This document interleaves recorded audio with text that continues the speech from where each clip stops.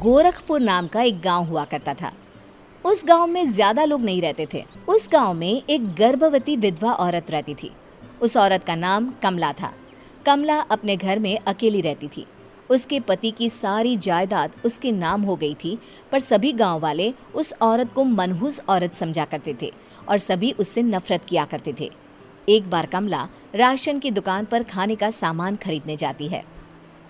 भैया जी, जरा 1 किलो दाल चावल देना। अरे हाय हाय हाय हाय हाय हाय! अरे मनहूस औरत, मेरी दुकान में अपशुगन करवाने आ गई क्या? हैं? चल जा यहाँ से। मैं कुछ नहीं देने वाला हूँ तुझे। भाग भाग यहाँ से, चल जा निकल। भैया जी, ऐसा मत कहिए। मैं गर्भवती हूँ, मुझे खाने की बहुत जरूरत है, मुझे खाना दे दीजिए।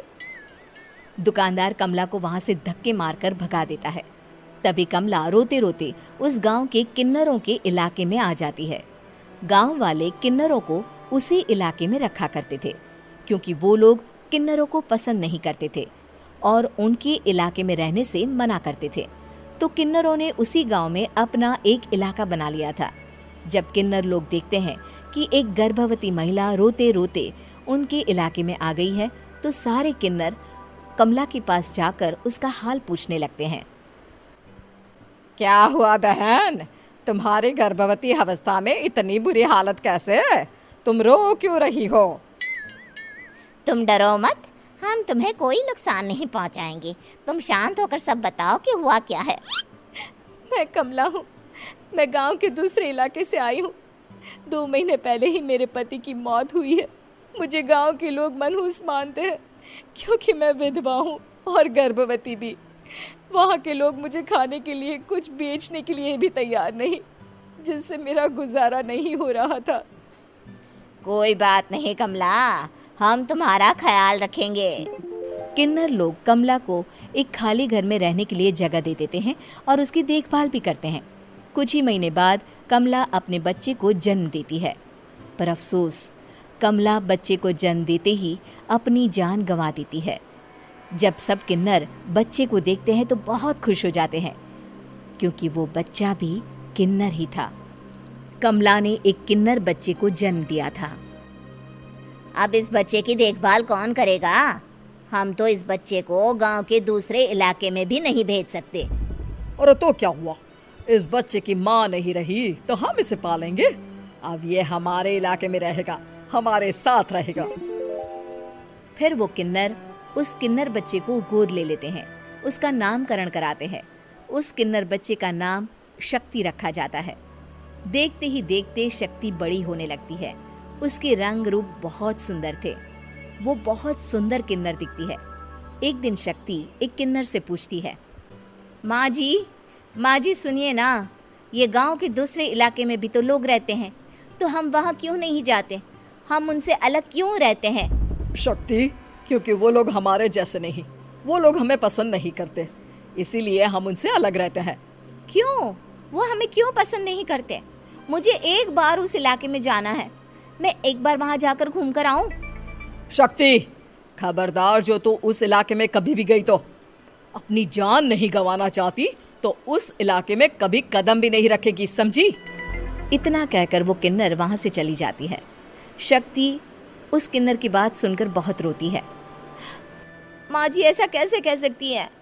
उन्होंने इतनी सी बात के लिए मुझे इतना डांटा। अब तो मैं उस इलाके में ज़रूर जाऊंगी। फिर एक दिन शक्ति गांव के दूसरे इलाके में चुपके से जाती है। ये लोग तो हमारे जैसे ही इंसान हैं, तो ये हमसे नफरत क्यों करते हैं? जब शक्ति उस इलाके में पहुंचती है तो गांव के सारे आदमी उसके रूप से मोहित हो जाते हैं। वो लोग ये अंदाज़ा नहीं लगा पाते कि वो किन्नर है। शक्ति की सुंदरता देखकर सारे गांव वाले उसकी तारीफ करने लगते हैं।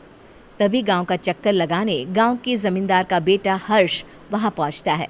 हर्ष भी दिखने में बहुत सुंदर होता है। जब हर्ष ने शक्ति को देखा तो वो भी उससे मोहित हो गया, और जब शक्ति की नज़र हर्ष पर पड़ी तो वो हर्ष को देखकर मोहित हो गई। आपको पहले कभी इस गांव में देखा नहीं। इस गांव में आप नए हैं क्या? जी नहीं, वो मैं बस। तभी शक्ति बोलते बोलते रुक जाती है और मन में सोचने लगती है, अगर मैंने इनको बता दिया कि मैं दूसरे इलाके से आई हूँ तो वो समझ जाएंगे कि मैं किन्नर हूँ, इसलिए मुझे इनसे झूठ ही बोलना पड़ेगा। शक्ति हर्ष को कहती है, जी हाँ, मैं इस गांव में नई आई हूँ, यहाँ अकेली रहती हूँ। वैसे आप कौन है? आप भी इसी गांव में रहते हैं? जी हाँ, मैं इस गांव के जमींदार का बेटा हूँ। आपको किसी भी चीज की जरूरत पड़े तो आप मुझे बता देना, मुझे अच्छा लगेगा। ऐसे ही शक्ति और हर्ष एक दूसरे से रोज मिलने लगते। वो दोनों अपने प्यार का इजहार करने एक दूसरे से मिलने जाते हैं। तभी शक्ति का पीछा करते करते एक किन्नर वहां आ जाती है। शक्ति, शक्ति, मैं तुमसे बहुत प्यार करता हूँ। मैं तुमसे शादी करना चाहता हूँ।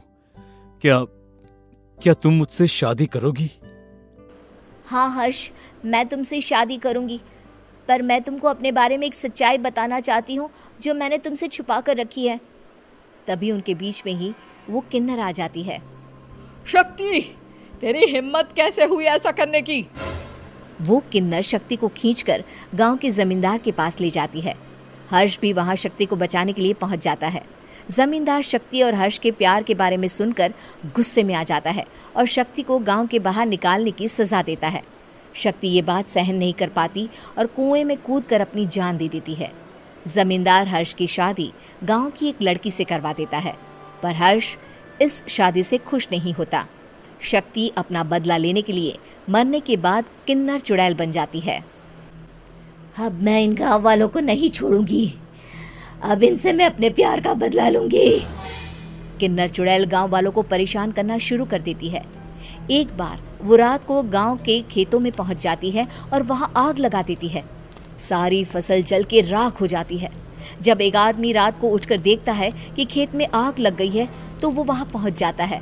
वो देखता है कि खेतों के बीचों बीच एक किन्नर चुड़ैल खड़ी है और वहां खड़े होकर ताली बजा रही है।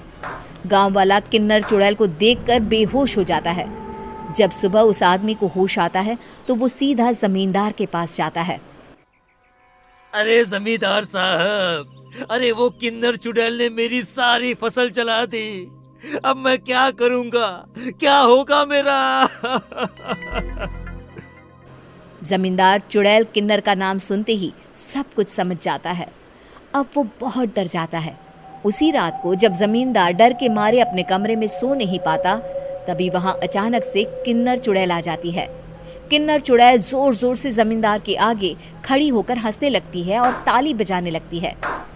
जमींदार उस डरावनी किन्नर चुड़ैल को देखकर बहुत डर जाता है। तूने मेरे साथ बहुत बुरा किया, अब मैं तुझे जान से मार दूंगी।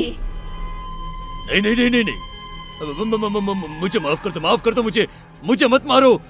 मैं कभी ऐसा दोबारा नहीं करूंगा। अब तुम जो बोलोगी वही मैं करूंगा। ठीक है, मैं चाहती हूँ कि किन्नर इलाका गांव के इलाके से जुड़े और गांव का कोई भी आदमी किन्नर समाज से द्वेष ना करे, उससे नफरत ना करे, नहीं तो मैं सारे गांव को मार दूंगी। और तुम गांव में एक नया कानून बनाओ कि अगर किसी ने भी किन्नर समाज को हानि पहुंचाने की कोशिश भी करी या इनसे भेदभाव करने की भी कोशिश करी तो उनको कड़ी से कड़ी सजा मिलेगी। हाँ हाँ हाँ हाँ, मैं ऐसा ही करूंगा। तुम जो बोलोगी वो मैं करूंगा, पर मुझे जाने दो प्लीज। तब वो किन्नर चुड़ैल वहां से चली जाती है। गांव का जमींदार किन्नर चुड़ैल का कहा मानते हुए दोनों इलाकों को एक कर देता है और नया कानून भी लागू कर देता है। तब से वहां किन्नर समाज और बाकी गांव वाले शांत। रजनी को बचपन से ही पेंटिंग का बहुत शौक था। वो हमेशा से ही पेंटर बनना चाहती थी, पर उसके माँ और पिताजी ने उसको कभी भी इस चीज के लिए सपोर्ट नहीं किया और उसकी शादी नीरव से हो गई। नीरव रजनी को बहुत प्यार करता था, पर रजनी हमेशा चुपचाप ही रहती। वो इस शादी से खुश नहीं थी। वो ये शादी नहीं करना चाहती थी। उसे तो हमेशा से पेंटर जो बनना था। अपने इस सपने को वो नहीं पूरा कर पाई, इसलिए वो हमेशा उदास रहती थी। रजनी, बहुत ही बढ़िया फिल्म लगी है, कल देखने चले? नहीं जी, कल मुझे बहुत काम है, मैं नहीं जा पाऊंगी। अच्छा तो कोई बात नहीं, संडे को चलते हैं। देखिए, मुझे फिल्म देखना पसंद नहीं है। आपको जाना है तो चले जाइए। नीरव को मना करके रजनी वहां से चली जाती है और अपने बैग को खोलकर उसमें बंद पड़े ब्रश और कलर्स को देखकर रोने लगती है। रजनी, चलो ना कहीं बाहर खाने चलते हैं, कुछ तुम्हारी पसंद का। जी मुझे नहीं जाना, मेरी तबीयत ठीक नहीं है। रजनी वहां से चली जाती है। नीरव को समझ नहीं आता कि रजनी उससे इतना दूर क्यों रहती है। वो जब भी उसके साथ वक्त बिताना चाहता है, रजनी कोई ना कोई बहाना बना देती है। एक दिन घर पर कोई नहीं था। रजनी घर का सारा काम जल्दी से खत्म कर लेती है। घर पर अकेले होने के कारण वो सोचती है कि वो आज पेंटिंग करेगी। वो अपने कमरे में जाकर पेंट ब्रशेस और कलर्स निकालकर जैसे ही कलर मिक्स कर रही होती है कि दरवाजे पर बेल बज जाती है। अब कौन आ गया इस वक्त? इतनी मुश्किल से तो मुझे पेंट करने का मौका मिला है। रजनी दरवाजा खोलती है तो उसकी सास अपनी सहेलियों के साथ खड़ी होती है और सब घर के अंदर आ जाते हैं। अरे बहू, सबको शरबत बनाकर पिला दे, बाहर तो बड़ी गर्मी है। उफ। जी। रजनी पेंट ना कर पाने से उदास हो जाती है। उसे गुस्सा भी आ रहा होता है कि उसने इस शादी के लिए हाँ क्यों कह दी। वो रसोई में जा रही होती है कि उसकी सास उसे रोकती है। बहू, सबके खाने का भी इंतजाम कर लेना, आज का लंच तो ये सब यहीं करेगी। हाँ। रजनी बिना कुछ कहे रसोई में चली जाती है। सबके लिए खाना बनाती है। सब खाना खाते हैं और रजनी घड़ी देखती है कि ये सब कब जाएंगे ताकि वो अपनी पेंटिंग कर सके। जब शाम होती है तब सब चले जाते हैं अपने घर। अरे बहू, सब तेरे खाने की तो बहुत तारीफ कर रहे थे, सबको बहुत अच्छा लगा खाना। आपको मुझे सुबह बताना चाहिए था ना कि आपकी सहेलियां आ रही हैं। पता भी है कितना वक्त लगा सारा खाना बनाने में। अरे बहू, तू ऐसे कैसे बात कर रही है मुझसे? तो और कैसे बात करूं? मैं इस घर की कोई नौकरानी नहीं हूं कि इतना काम करूंगी। रजनी अपने कमरे में जाकर दरवाजा बंद कर लेती है। शाम को जब नीरव आता है तो उसकी माँ उसे पूरी घटना के बारे में बताती है। क्या रजनी ने आपसे इस तरह बात की माँ? हाँ, और पता नहीं उसे क्या हो गया है, शाम से बाहर भी नहीं आई है। मैंने तो कई बार आवाज दी, खाना भी नहीं खाया उसने। तू ही बात करके देख ले बेटा। नीरव अपने कमरे का दरवाजा खटखटाता है। रजनी, दरवाजा खोलो, मैं हूं। रजनी दरवाजा खोलती है और फिर वापस जाकर अपने बिस्तर पर लेट जाती है। रजनी, माँ से बात करने का ये क्या तरीका है? मैंने कोई गलत बात नहीं की है। अरे तुम क्यों ऐसे बर्ताव कर रही हो सबके साथ? क्या तुम इस शादी से खुश नहीं हो? रजनी कुछ नहीं बोलती। अरे बताओ मुझे रजनी, क्या ये शादी तुम्हारी मर्जी के खिलाफ हुई है? हाँ, मैं ये शादी कभी नहीं करना चाहती थी। तुमसे क्या, मैं किसी से भी शादी नहीं करना चाहती थी। रजनी रोने लगती है। चुप हो जाओ रजनी, बताओ मुझे, तुम क्यों नहीं करना चाहती थी शादी? रजनी बेड के नीचे से अपने पेंटिंग्स, कलर्स, ब्रश, पेपर्स निकालती है। इतने में उसकी सास भी कमरे में आ जाती है। ये देख रहे हो, ये थे मेरे सपने। मैं पेंटर बनना चाहती थी, पर माँ पापा ने कभी सपोर्ट नहीं किया और मेरी शादी करवा दी। मेरे सारे सपने टूट गए। हर वक्त बस गुस्सा आता रहता है मुझे। मैं जानती हूँ कि आप लोगों की इसमें कोई गलती नहीं है, पर मैं क्या करूं, मुझे समझ में नहीं आता।